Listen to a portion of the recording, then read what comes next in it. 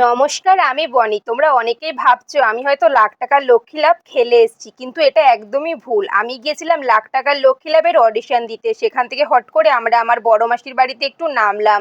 গিয়ে শুনলাম তার শাশুড়ির বাৎসরিক কাজ চলছে। আমরা কিন্তু শ্রাদ্ধের সময় আসতে পারিনি। তারপরে আমার মাসি খাবার দাবার আমার দিদার কাছে পাঠিয়ে দিয়েছিল। তো 1 বছর পরে যেই মৃত মানুষের জন্য বাৎসরিক কাজটা করা হয় সেটাই আজকে ছিল।